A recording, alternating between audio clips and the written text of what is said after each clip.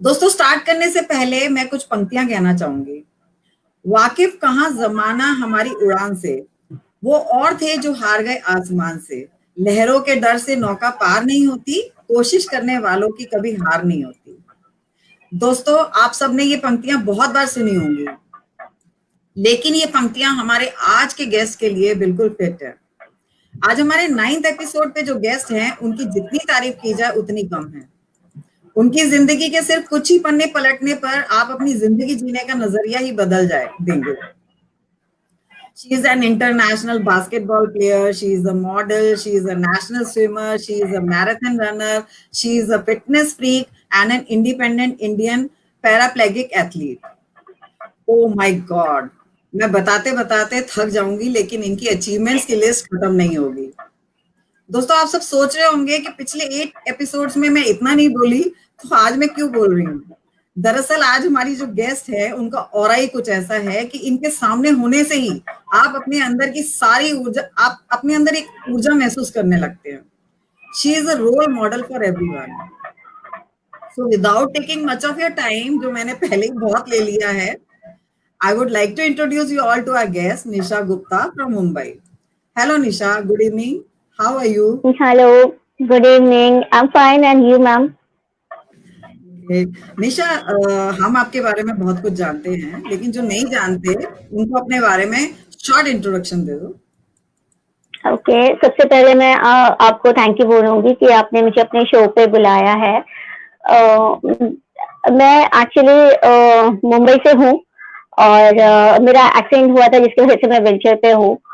और मैं एक नेशनल स्विमर, बास्केटबॉल प्लेयर, एक व्हीलचेयर मॉडल एंड एक motivation speaker, marathon runner and para wheelchair cricket association Maharashtra की प्रेसिडेंट हूँ।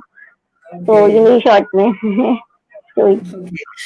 ओके निशा, जिस टाइम बच्चे अपना करियर प्लान कर रहे होते हैं, अपना फ्यूचर प्लान कर रहे होते हैं, एक ऐसे पीरियड में होते हैं जब which can either make them और ब्रेक देम। उस वक्त, उस एज में आपके साथ एक हादसा हुआ था जिसने आपकी जिंदगी बदल दी। क्या हुआ था? एक्चुअली जब मैं 18 साल की थी और मैं वेकेशन में, जैसे हर कोई कहीं छुट्टियों में कहीं बाहर जाते हैं, वैसे मैं भी अपने नेटिव प्लेस में बनारस गई थी और मैं दीवार पे चढ़ के आम तोड़ रही थी और मेरा बैलेंस बिगड़ गया, जिसकी वजह से मैं गिर गई और मेरे स्पाइन फ्रैक्चर हो गया और ऑन द स्पॉट मेरे कमर के नीचे का हिस्सा काम करना बंद कर दिया। और तब से मैं 4 साल तक मैं घर पे थी, मेरे कुछ काम नहीं कर पाती थी, मेरा रिहैब वगैरह सब हो गया था। तो मेरे साथ ये हादसा हुआ था और ये 2004 में हुआ था मेरा एक्सीडेंट, और अभी तो 2020 चल रहा है। तो इस हादसे के बाद में आपने क्या क्या चैलेंजेस फेस किए? As a girl, as a woman, मैंने बहुत सारे चैलेंजेस फेस किए हैं, बिकॉज बेसिकली मैं यूपी से हूँ, तो लड़कियों के लिए बहुत सारे रिस्ट्रिक्शन होते हैं, पाबंदियां होती है, उनको घर से बाहर नहीं जाने जितना मिलता है। और जब मेरे साथ एक्सीडेंट हुआ तो लोगों का ये बिहेवियर था कि अब तो ये लड़की कुछ काम की नहीं है, इसके साथ कुछ नहीं हो सकता, बस घर में पड़ी रहेगी और मेरा लाइफ खत्म हो जाना चाहिए, बस। तभी ऐसे थी मेरे लाइफ आफ्टर इंजरी। बहुत ही अजीब है, लोगों का नजरिया बदलना भी बड़ा मुश्किल है, क्योंकि वो लोग सोचते हैं कोई हादसा हो गया तो उसके बाद में आपकी जिंदगी खत्म हो गई, लेकिन एक्चुअली में ऐसा नहीं होता है। और वैसे भी देखा गया है कि अक्सर छोटे से भी एक्सीडेंट होता है किसी का, तो वो निराश होकर बैठ जाता है, जिंदगी जीना ही भूल जाता है। लेकिन आप बहुत ही स्ट्रॉन्ग विल्ड हैं, डिटरमाइंड है। आपकी लाइफ में एक टर्निंग पॉइंट कैसे आया? I mean, आप नीना फाउंडेशन में विजिट करने गई थी, उसके बाद में आपकी लाइफ में एक टर्निंग पॉइंट आया, कैसे? हमें नीना फाउंडेशन के बारे में बताइए। या एक्चुअली ये सच है कि जब मैंने नीना फाउंडेशन, मैंने एक उनका इवेंट था, वो मैं देखने गई थी, बिकॉज मैं घर पे थी। उन्होंने मेरे को बहुत मोटिवेट किया कि मैं उनके इवेंट में आऊँ, तो मैं वहां पे गई तो देखा कि बहुत सारे लोग व्हीलचेयर पे डांस कर रहे हैं। एंड जो नीना फाउंडेशन की जो फाउंडर है, केतना मेहता, वो भी खुद व्हीलचेयर पे डांस कर रही थी। तो तब मेरे मन में एक बोलते ना, एक आशा की किरण जागी कि अब लाइफ में कुछ करना है, क्योंकि मेरे इंजरी को 4 साल हो गए और मैं कुछ नहीं कर रही हूँ। तो अब मुझे यहाँ तक पहुंचना, मुझे कुछ करना है लाइफ में। और ऑलरेडी मेरे इंजरी को 4 साल हो गया था, और मतलब ये था मैं हमारी लाइफ में कि आप खुश रहो, जैसे हो वैसे रहो, या आप खुश रहो दूसरों को खुश रखो। तो मैंने सेकेंड ऑप्शन चुना। और Neena foundation specially spinal cord injury के लिए काम करती है, ताकि जो भी स्पाइनल कॉर्ड इंजरी है उनको बाहर जा सके, उन्हें मोटिवेट हो सके। तो आई एम लकी कि मैं ऐसे फाउंडेशन से जुड़ी, और उसमें मेरा एक फ्रेंड था ओलिवर डिसूजा, जिसने मुझे बहुत ज्यादा मोटिवेट किया, मेरी हेल्प की अपने मुझे इंडिपेंडेंट बनाने के लिए। ओके, तो नीना फाउंडेशन की जो ओनर है वो, उनका क्या नाम बताया आपने? केतना मेहता। केतना मेहता। तो खुद भी व्हीलचेयर पे है। That's what I wanted to ask कि मतलब मैंने शायद सही सुना है रियली। तो उनकी वजह से आपको बहुत इंस्पिरेशन मिली, एंड आई थिंक आपने बहुत कुछ उससे आगे, आपने पीछे मुड़कर नहीं देखा उसके बाद में, राइट? ओके, तो बिल्कुल सही कहा आपने। आप एक इंटरनेशनल बास्केटबॉल प्लेयर है, ये सफर कैसे स्टार्ट हुआ आपका? एक्चुअली मैंने शुरुआत तो मैंने स्विमिंग से किया था, बिकॉज स्विमिंग सीखना था। मेरे फ्रेंड जो ओलिवर डिसूजा है, जिसने मुझे स्विमिंग के बारे में बताया कि वो सबसे बेस्ट एक्सरसाइज है हमारे लिए, जिससे हमारा इम्प्रूवमेंट हो सकता है, और मतलब हम फिट रह सकते हैं। बिकॉज हमारे व्हीलचेयर पे है तो बहुत सारी प्रॉब्लम्स हमें आती है, क्योंकि हम ज्यादा एक्टिविटीज नहीं कर सकते हैं। और जब स्विमिंग पूल में जाएंगे तो हम व्हीलचेयर पे नहीं होंगे, सबसे बेस्ट पार्ट है वो। जी, तो पर ये था कि इंडिया में ऐसी जगह ढूंढना व्हीलचेयर एक्सेसिबल बहुत डिफिकल्ट है। वो ढूंढना, फिर कोई हमें सिखाए, क्योंकि मुझे एक्सीडेंट के पहले स्विमिंग आती नहीं थी, तो मुझे जीरो नॉलेज था स्विमिंग के बारे में। तो मुंबई में एक स्विमिंग कंपटीशन हुआ था पैरा वालों के लिए, तो मैं वो देखने गई क्योंकि मुझे सीखना था। तो मैंने उसे देखा, और फिर हमने 2-3 फ्रेंड मिलके ज्वाइन किए, हमने स्विमिंग किया।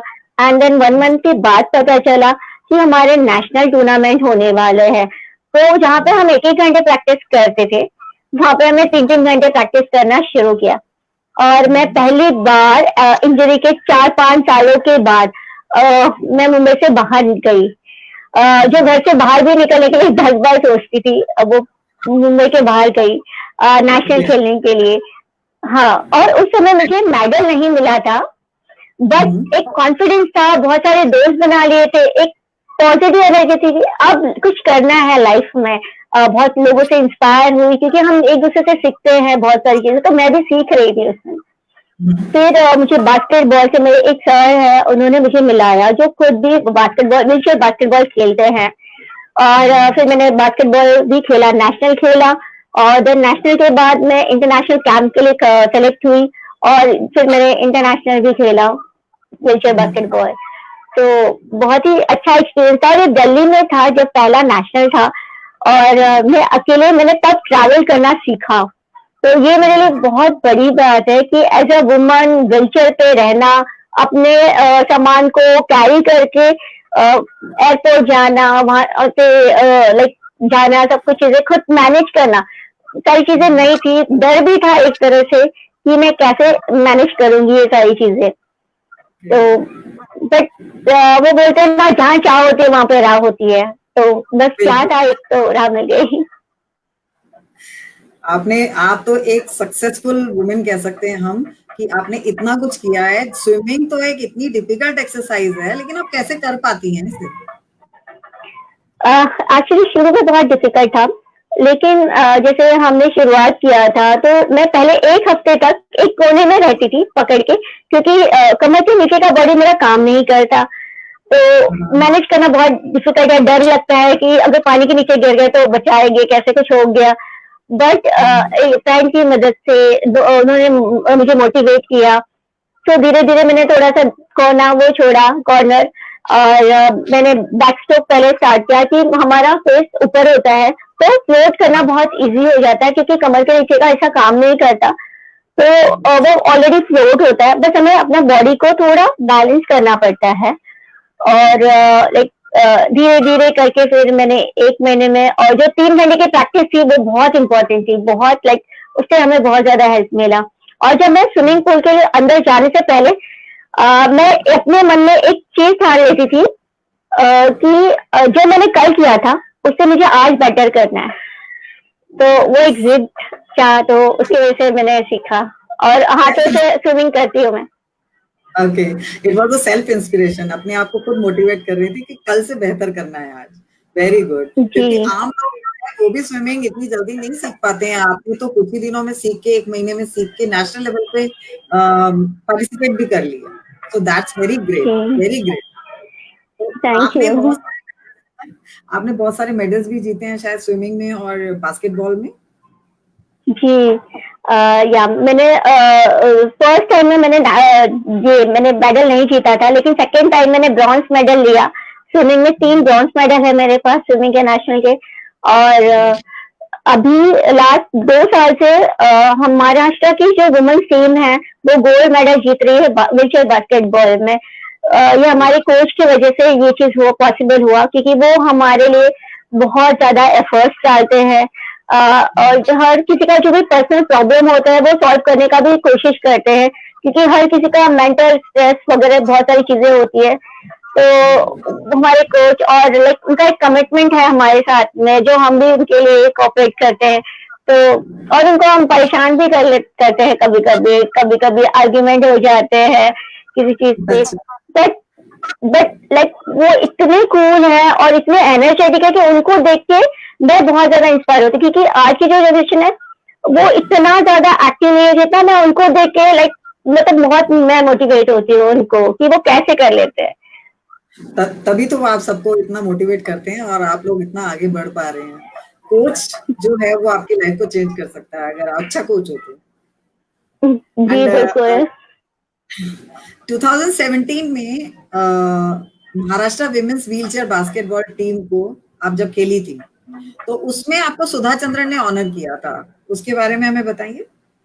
नहीं, एक्चुअली उन्होंने मुझे व्हीलचेयर बास्केटबॉल के लिए नहीं किया था। एक्चुअली वो वुमेन्स डे था, एंड वुमेन्स डे के टाइम उन्होंने मेरे वुमेन्स डे पे एक मुझे अवार्ड दिया था, बिकॉज मेरे अचीवमेंट्स के वजह से एंड मेरा विल पावर स्ट्रॉन्ग था। उस वजह से उन्होंने मेरे को सम्मानित किया था। और सुधा चंद्रन मैम तो खुद लाइक हमारे लिए इंस्पिरेशन है, और उनके हाथ से अवार्ड लेना वो फीलिंग बहुत अमेजिंग है, बहुत ही अमेजिंग है, बिकॉज उनका एक लेग नहीं है। और मैंने उनके बारे में बहुत सारी चीजें देखी है, उनकी मूवी भी देखी है, नाच मयूरी करके है। तो जी, तो मैंने वो बचपन में देखा था और मैं बहुत ज्यादा इंस्पायर थी लाइक। तो मैं बहुत ज्यादा खुश थी, लाइक वो बोल नहीं सकती कि मैं कितनी खुश थी उनके सब तक हाथों से अवार्ड लेना। It was a proud moment, I can understand. क्योंकि जब आपको अवार्ड ऐसे इंसान से मिलता है जिसने बहुत कुछ अचीव किया है अपनी लाइफ में, अपनी कमियों को ना देखते हुए, मतलब उन्होंने अपनी कमियों को बिल्कुल नहीं देखा और वो आगे बढ़ती चली गई, और वो एक एग्जाम्पल है। तो ऐसे लोगों से अवार्ड मिलना तो एक बहुत बड़ी बात होती है। तो आई कैन अंडरस्टैंड। तो एज अ चाइल्ड आपको स्पोर्ट्स खेलना बिल्कुल पसंद नहीं था, लेकिन एक्चुअली मुझे सच में सॉरी, मुझे सच में नहीं पसंद था। तो लेकिन डेस्टिनी ने तो आपके लिए कुछ और ही प्लान कर रखा है। आप ना केवल बास्केटबॉल खेलती हैं, स्विमिंग करती हैं, आप मैराथन्स में भी पार्टिसिपेट करती हैं। तो उसमें कैसे पार्टिसिपेट करती हैं, उसके बारे में हमें बताइए। एक्चुअली नीना फाउंडेशन है, जिन्होंने ये मुंबई मैराथन होता है, तो उन्होंने मुझे उसमें अपॉर्चुनिटी दी कि मैं वहां पे आऊं। और मैं पिछले 10 साल से मुंबई मैराथन कर रही हूँ। बट मुझे सबसे ज्यादा जो पसंद है, मुझे पिंकाथॉन बहुत ज्यादा पसंद है आया, बिकॉज आज हम 2020 में भी पहुंच गए, पर टाटा मैराथन में हमारे जो पार्ट है वो अलग होते हैं। सिर्फ 2.5 किलोमीटर्स के होते हैं, जो कि मेरे को नहीं लगता कि वो फेयर होता है। उन्हें लगता है कि हमारी व्हीलचेयर से किसी को लग सकता है, कुछ हो सकता है, तो मुझे नहीं लगता कि उसमें कुछ इश्यू है। और पिंकाथॉन में मैंने 10 किलोमीटर पहले एज अ गर्ल मैंने मुंबई में पार्टिसिपेट किया। लाइक मिलन सर खुद इतने शौक थे कि मैंने 10 किलोमीटर मैंने कैसे किया। और लाइक वो स्पेशली वुमेन्स के लिए होता है।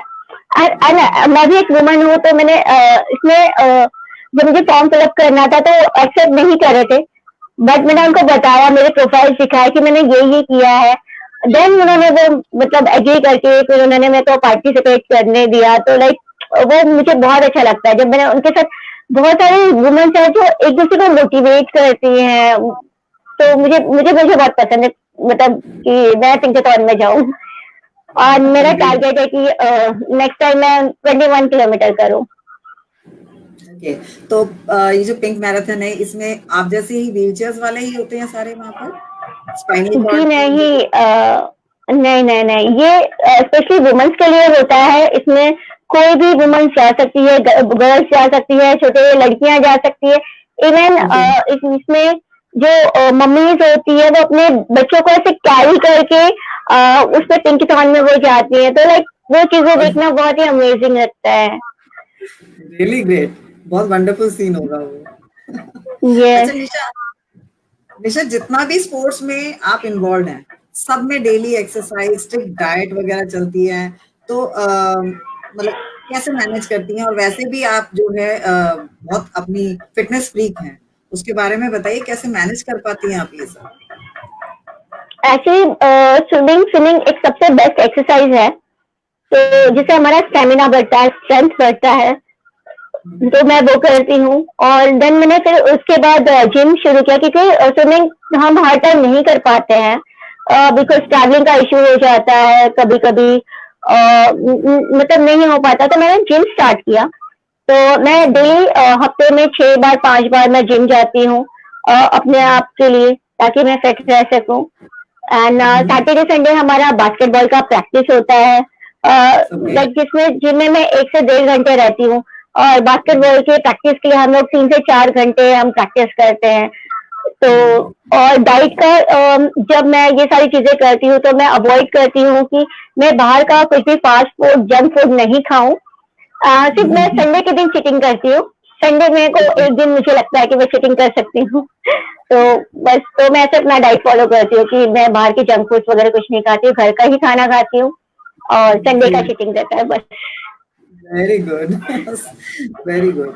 अच्छा, आपके बारे में जितना हम जानते हैं, ये हम ये जानते हैं कि आप बहुत ही सिंपल, नॉटी और प्लेफुल रही हैं, तो आप बहुत ही स्ट्रांग हैं, और हमें तो दूर दूर तक आपके अंदर कोई वीकनेस नजर नहीं आती। फिर भी हम आपसे आपकी स्ट्रेंथ, आपकी वीकनेस, आपकी जुबानी जानना चाहेंगे। ओके, मेरा लाइक वीकनेस ये है कि मुझे गुस्सा बहुत जल्दी आ जाता है, जिसको मैं अभी कोशिश कर रही हूँ कि मैं अपने आप को काम कर सकूं। मेरा स्ट्रेंथ है मेरा खुद का विल पावर, जो अगर मैं अपसेट हूँ या कुछ भी हूँ, तो मैं सेल्फ मोटिवेट खुद को करती हूँ, लाइक यूट्यूब पे वीडियोस देखती हूँ, और 1-2 दिन में भले अपसेट रहूँ, लेकिन मुझे पता है कि ये लाइफ है, इसमें बहुत सारी चीजें होंगी आपके साथ, तो मूव ऑन। अगर मैंने मेरे इंजरी को एक्सेप्ट कर लिया, ये चैलेंज एक्सेप्ट किया, तो मैं दुनिया में हर चीज है जो कर सकती हूँ, ऐसी कोई चीज नहीं है जो मैं नहीं कर सकती।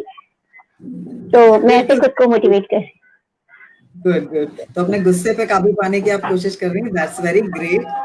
अच्छा, आपके लिए क्वेश्चन है, how you handle people views towards your success? आपकी सक्सेस से लोग आपको कुछ कहते होंगे, कुछ बुरा मानते होंगे, कुछ अच्छा मानते होंगे, तो उसके बारे में बताइए, कैसे हैंडल करती हैं जो पीपल के व्यूज होते हैं आप सक्सेस को लेकर के? ओके, मैं समझती हूँ जब कोई भी सक्सेस होता है, लोग उसके बारे में, बहुत लोग अच्छा बोलते हैं, बहुत लोग बुरा भी बोलते हैं, तो उनके लाइक मेरे सर है जो डायलॉग मारते हैं, तो मैं वो बताना चाहती हूँ, कुछ तो लोग कहेंगे, लोगों का काम है कहना, तो एग्जैक्टली। जस्ट इग्नोर और अपने लाइफ में आगे बढ़ो बस, क्योंकि बिल्कुल। आपको आपकी सक्सेस आपको आपको तब मिली है जब आपने उसमें काम किया है, आपने बहुत मेहनत की है, ऐसे ही किसी को सक्सेस नहीं मिलता। तो मुझे पता है जो भी स्ट्रगलर है, या आप इस लेवल पे हो या आप एनजीओ चला रहे हो, आपको पता है कि आपने उस चीज के लिए कितना फेस किया है, कितने स्ट्रांग बने हो, किसी और को नहीं पता, तो मैं उनको क्यों बताऊं। बिल्कुल, तो ये चीज है। आपकी सक्सेस आपके खुद बोलेगी, आपको बोलने की जरूरत ही नहीं है कुछ भी। जी। अच्छा निशा, आपके इस सफर में जब आपके साथ में इंजरी हुई, ये हादसा हुआ, बहुत सारे ऐसे दोस्त होंगे जो नए बने होंगे, कुछ लोग आपको छोड़ के गए होंगे, कुछ लोगों ने आपका साथ दिया होगा, फैमिली सपोर्ट, ये सब चीज़ों के बारे में बताइए कि कैसे रहा, कैसे हैंडल हुआ ये सब? कुछ लोगों ने आपका साथ भी छोड़ा होगा और कुछ लोग आपकी सक्सेस देखकर वापस भी आए होंगे। एक्चुअली जब मेरा इंजरी हुआ तो मैंने मेरे दोस्तों का मेरे अपने आप से दूर किया, क्योंकि मैं खुद ये चीज को एक्सेप्ट नहीं कर रही थी। वो मुझसे बात करते थे पर मैं नहीं बात करती थी उनसे। बट आज वो मेरे साथ है और लाइक जो सोसाइटी है उनका नजरिया मेरे लिए बहुत ही अलग था मेरे इंजरी के बाद। जो लोग कहते थे कि बेचारी है, कुछ नहीं कर सकती लाइफ में, आज वो लोग मैं अपने बच्चों को मेरे फोटोज, मेरे वीडियोज, मेरे सक्सेसफुल स्टोरीज बताते हैं। और फैमिली का ये था कि जब मेरे साथ इंजरी हुई तो उनको नहीं पता कि ये चीज कैसे हैंडल करना है, क्या करना है मेरे लिए, तो मैं उनको ब्लेम नहीं करूंगी। जब उनको ये चीज, और मेरा इंजरी 2004 में हुआ था, तब ना ही फेसबुक था, व्हाट्सएप नहीं था, ये सारी चीजें नहीं थी, तो उन्हें भी नहीं पता कि क्या करना चाहिए मेरे साथ। इसलिए मैं उनको कुछ नहीं कहूंगी, लेकिन जब मुझे पता है कि ये सारी चीजें मैं कर सकती हूँ, जैसे जैसे मुझे पता चल रहा है, और शुरू में जब मैं 4 साल घर पे थी, उसके बाद मैंने टैटू आर्टिस्ट का भी कोर्स किया और मैं एक टैटू आर्टिस्ट भी थी, तो मैं खुद की अर्निंग कर रही थी। जी, तो परमानेंट टैटू होते हैं, मे भी आप यहाँ पे देख सकते हो, और सॉरी यहाँ पे देख सकते हैं, ये परमानेंट टैटू है जो मैं बनाती थी। तो लाइक अर्निंग भी शुरू हो गई, तो एक मैंने अपने आप को पॉजिटिव वे में लिया उस समय। तो जो डिप्रेशन से थी मैं, वो सब चीजों से फिर मैं बाहर निकली। आपने टैटू का भी काम किया है, टैटू आर्टिस्ट भी थी, ये चीज तो हमें अभी पता चली है, पहले पता ही नहीं थी। चलो एक और अचीवमेंट है आपका। तो अब आप इंडिपेंडेंटली हैंडल कर लेती हैं, अकेले जाना कहीं, अकेले सफर करना, आपको किसी की साथ की जरूरत नहीं पड़ती है, ऐसा भी है? सच में मुझे किसी की हेल्प नहीं पड़ती। मैं मुंबई की लोकल ट्रेन, जिसमें नॉर्मल लोग भी चढ़ने से डरते हैं, मैं उसमें ट्रैवल करती हूँ। यहाँ तक कि मुंबई के बाहर भी अगर मुझे ट्रेन ट्रैवल करना हो या फ्लाइट से जाना हो तो भी मैं ट्रैवल करती हूँ। फ्लाइट से जाना थोड़ा इजी हो जाता है क्योंकि आपको वॉलंटियर्स मिल जाते हैं जो आपको हेल्प करते हैं, पर ट्रेन में शुरू में मुझे थोड़ा सा डर लगता था। बट शुरू में मैंने क्या किया, मैंने कुली को हायर कर लिया, उनको पैसे दे दिया, वो मुझे मेरे कंपार्टमेंट में तक छोड़ देते थे। तो मैं शुरू में ऐसे किया, फिर मैंने दूसरों की मदद लेना शुरू किया, और जब मैं मदद लेती थी तब मैं उनसे शर्म नहीं करती थी, सबसे बड़ी बात, क्योंकि तब मैंने ये फील किया कि हर इंसान किसी ना किसी पे डिपेंड होता है, तो और हमेशा किसी ना किसी की हेल्प के बिना वो आगे नहीं बढ़ सकता, चाहे कुछ भी हो। तो अगर मैं हेल्प ले रही तो इसमें कोई बड़ी बात नहीं है। बिल्कुल बिल्कुल नॉर्मल है ये तो, बिल्कुल थोड़ी बहुत तो हेल्प आपको लेनी ही पड़ती है, हर इंसान लेता है। तो आप अक्सर जो है नीना फाउंडेशन जाकर अपने जैसे पेशेंट्स को मोटिवेट करती हैं, इसके पीछे का जज्बा क्या है? एक्चुअली वहाँ पे बहुत सारे लोग आते हैं, तो मेरी स्टोरी सुनते हैं, तो लाइक उनको लगता है कि अगर ये लड़की होके ये सारी चीजें कर रही है तो हम लड़के होके क्यों नहीं। तो एक रहता है ना, और उनमें से वो कॉन्फिडेंस और ज्यादा बढ़ जाता है किसी को देख के कि ये कर रही है, ये चीजें सच में होती है।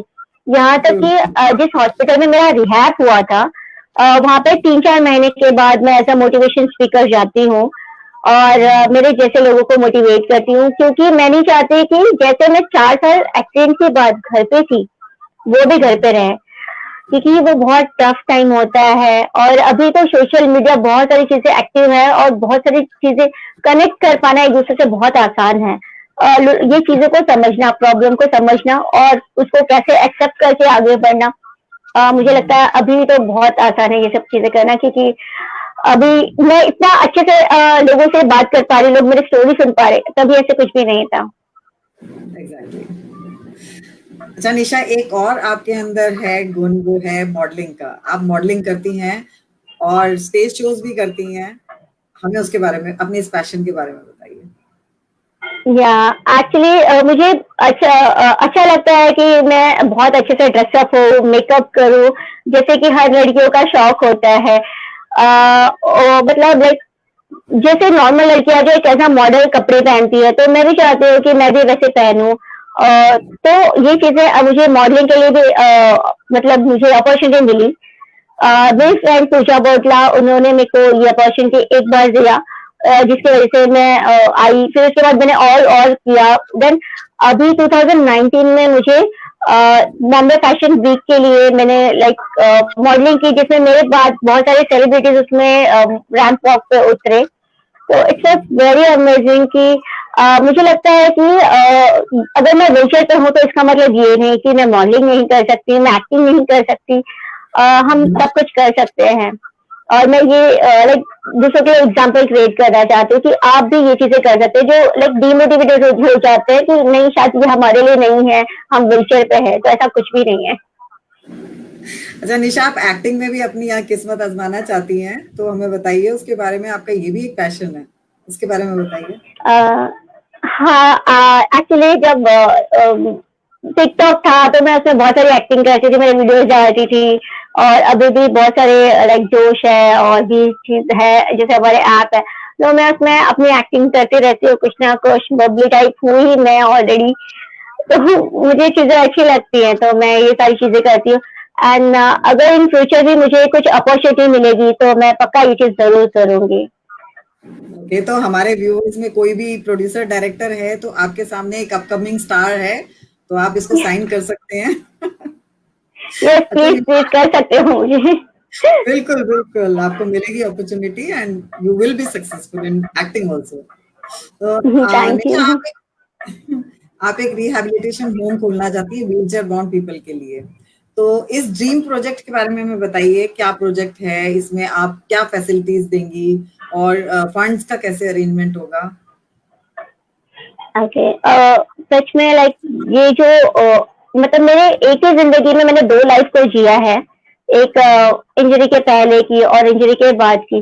जब मेरा एक्सीडेंट नहीं हुआ था तब मैं व्हीलचेयर वालों के बारे में कुछ नहीं सोचती थी कि यहाँ पे रैंप होना चाहिए, हमारे फुटपाथ जैसे है, बैंक में कैसे जा सकते हैं, ट्रेन ट्रैवल कैसे कर सकते हैं, बस में कैसे जा सकते हैं, स्पोर्ट्स में मतलब कैसे कर सकते हैं, ये चीजें कुछ भी पता नहीं थी।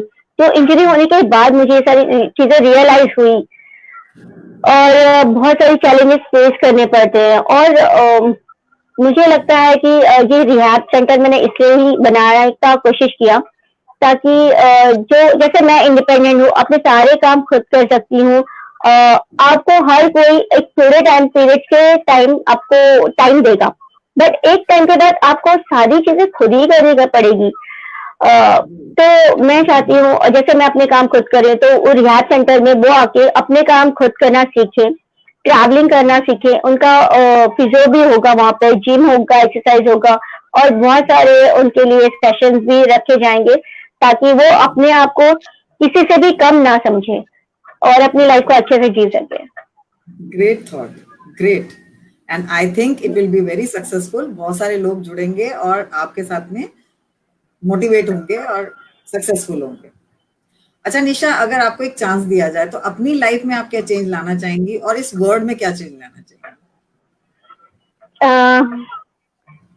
मैं अपनी लाइफ में एक बहुत ही अच्छी इंसान बनना चाहती हूँ। जो मैं अगर सक्सेस हूँ तो मैं दूसरों के लिए अच्छे से सोच सकती हूँ, कर सकती हूँ जो कि मैं करना चाहती हूँ।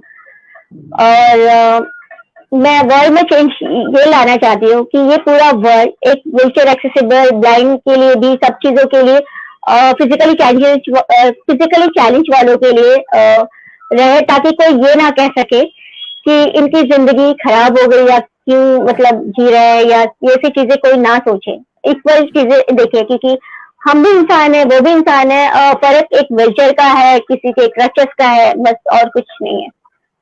बिल्कुल, बहुत सही बोला। अच्छा, पैंडेमिक ने बहुत कुछ बदला है सबकी लाइफ में, मतलब पूरे ऑल ओवर वर्ल्ड में बहुत चेंजेस आए हैं। आपकी लाइफ में, आपकी स्पोर्ट एक्टिविटीज में क्या बदलाव आया? एक्चुअली अभी तो फिलहाल कुछ कुछ भी नहीं हो रहा है स्पोर्ट्स में। क्योंकि सेफ्टी बहुत बहुत जरूरी है कि जब कुछ काम हो तभी हम घर से बाहर निकले, बिना काम के हम घर से बाहर ना निकले। हमारे लिए, हमारी फैमिली के लिए ये बहुत ज्यादा इम्पोर्टेंट है। लेकिन लाइक जैसे कि फिल्मों में एक इंटरवल होता है, तो ये हमारी लाइफ का एक छोटा सा इंटरवल है, और जिसमें हम हमारे फ्यूचर प्लानिंग का डिस्कस कर सकते हैं या नोट डाउन कर सकते हैं कि आपको इसके बाद क्या करना है। तो लाइक जैसे कि मैं अभी मेरे रिहैब की प्लानिंग कर रही हूँ, तो जैसे ये थोड़ा कंट्रोल होगा वो मैं स्टार्ट कर लूंगी। तो मैं ये चीज करना चाहती हूँ। मे बी और भी लोगों का प्लानिंग होगा जो अभी नहीं कर पा रहे हैं, तो लाइक उस चीज को भी पॉजिटिव वे में रखे, ताकि उनकी लाइफ भी बहुत बहुत ज्यादा इम्पोर्टेंट है उनकी फैमिली के लिए।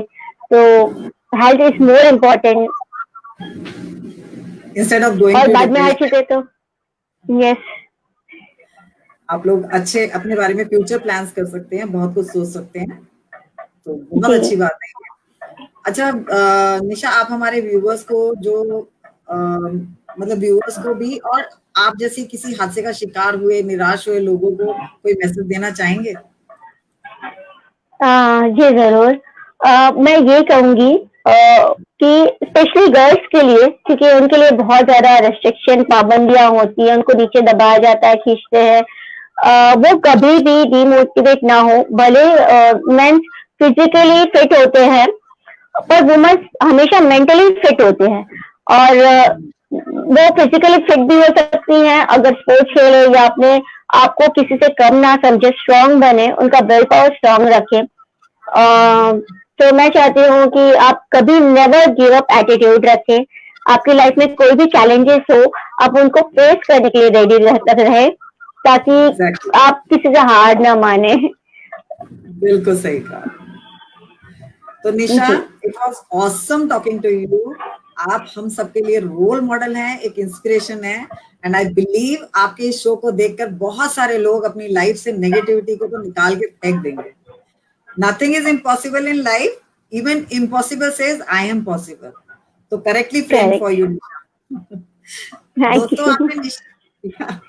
दोस्तों आपने निशा के ड्रीम प्रोजेक्ट के बारे में तो सुना है, और anybody can come forward to lend a helping hand to make Nisha's dream project come true, which will definitely help lots of people. Great. So with all this wonderful, interesting and informative talk with Nisha, we have come to an end to this glorious session. Bye bye viewers. Meet you all next week on same channel, same time. Till then, stay tuned to meet the next guest. Stay healthy, stay safe. Bye.